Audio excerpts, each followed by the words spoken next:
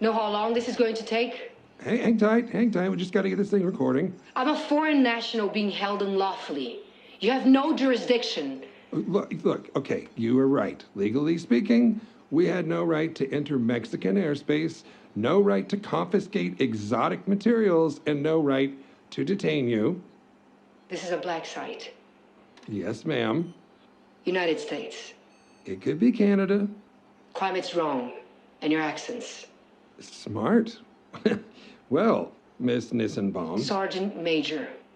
Sergeant Major Isabel Abigail Nissenbaum. Numerous commendations, though no mention of total confirmed kills, which I'm guessing is rather high. It is.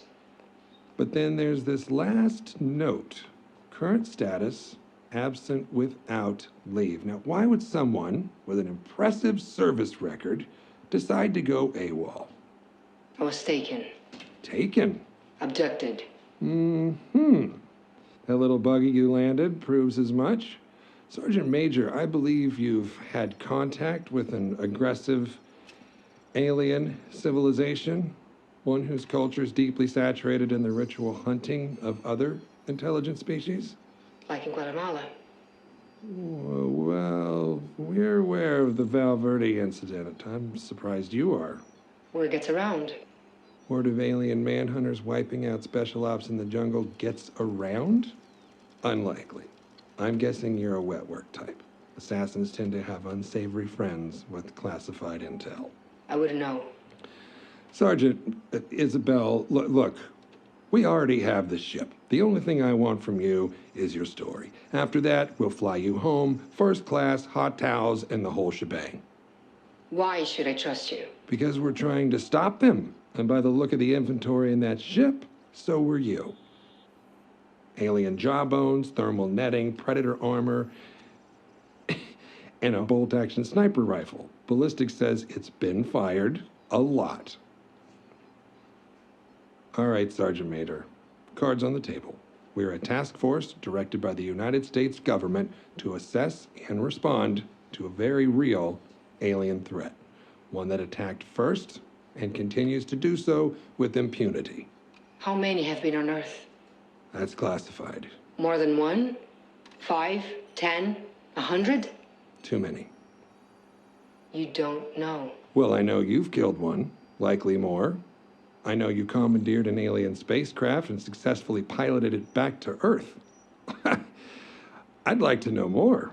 I'm also one of a select few on this planet who will believe you. I promise I will do everything I can to take what you tell me and use it against these monsters. Fine. Go ahead. Where were you when you were abducted? I was on a mission.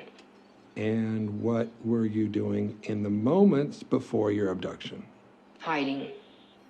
Care to elaborate? No. Okay. Describe being abducted. During the course of the mission, I slept. When I woke up, I was falling, like in a nightmare. You fell asleep, and then you were falling. It was a parachute insertion, like a halo jump. By the time I realized what was happening, the chute opened on its own. I thought I'd wake up, but I didn't. It was real. From that elevation, could you recognize anything? No. There was only jungle. Sergeant Major Nissenbaum, in your estimation, during the time of your abduction, do you believe you were on Earth? No, I do not.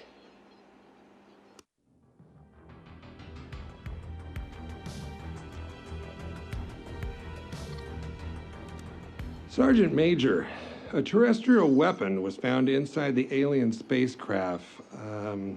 Bolt-action sniper rifle. Was this rifle assigned to you? It was, by my request. Was your rifle slung on your person when you fell asleep? No, but I was holding it. What did you do after landing? I did a supply check of my person and began to recon the area. I was disoriented.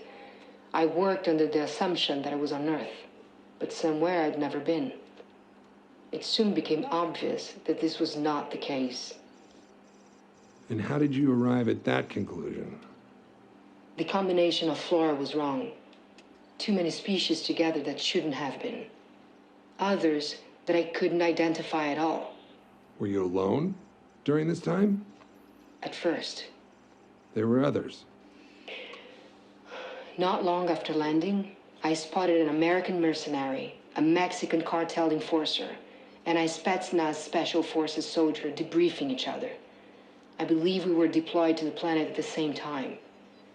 Over the course of several hours, we found 2 American serial killers, a Yakuza enforcer, and a member of a Sierra Leone RUF death squad. It didn't take long to see what we had in common. Killing. Yes. Yeah. Given the situation, we agreed to work together to find a way out of the jungle. After a short time, it became clear we were being pursued. Hunted. Can you expand on that? There were traps. Hunting animals used to flush us out. No shelters or signs of civilization. We concluded that the planet was a kind of preserve. We'd been brought there as prey. The whole planet was a game preserve. As far as we could tell, yeah. Of the 8 of you, how many survived? Myself and the American mercenary. You get his name? Royce.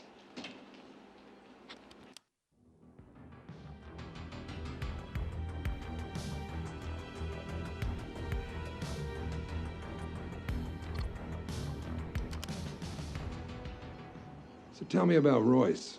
What do you want to know? He got a last name? I never asked. Why do you think you and Royce were the only survivors? Killing doesn't keep you alive. We'd infiltrate, complete the mission, and get out. We were trained to survive, not to butcher civilians. You two sound chummy. How did you earn his trust so quickly? I didn't at first. It was very difficult to earn his trust. He worked with us because it was tactically advantageous. He saw us as disposable. And how do you know that?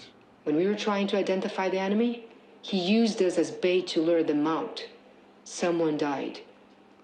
And why would you want the trust of a man like that? Look at the list I gave you. Do you see a lot of trustworthy men? I knew he was my best shot at getting out alive.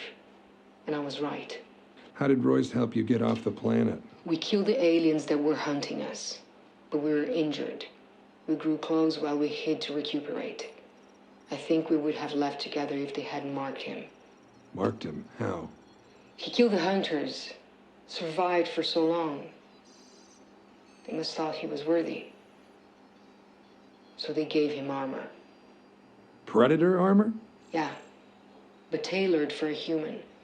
He'd often spoken about how we secretly enjoy hunting men, that it was dishonest to think otherwise.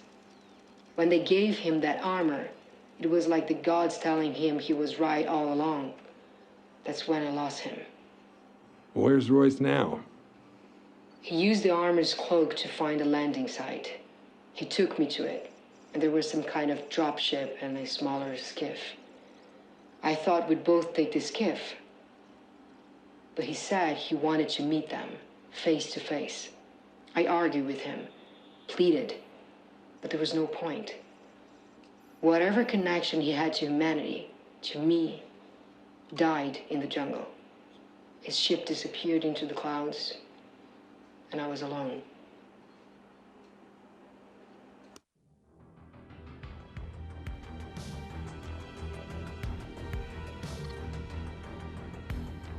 I want you to know I appreciate your cooperation here today. We're going to be chewing on your testimony for months. Sure. But now to the part that, frankly, I am really excited to hear about. How did you pilot an alien spacecraft back to Earth? And just to be clear, there are like 9 engineers with their ears pressed against that door. So, be specific. Before he left, Royce unlocked and readied both ships using the computer on his armor. I don't know if he could have done more, or if he just didn't care to. But he responded to me as though I were one of the hunters. Everything was in their language. Well, how did you decipher their system? We're trained in naval navigation, so some things made sense out of practicality. Others I figured out through trial and error. Time was difficult to judge there, but I slept several times as I worked it out.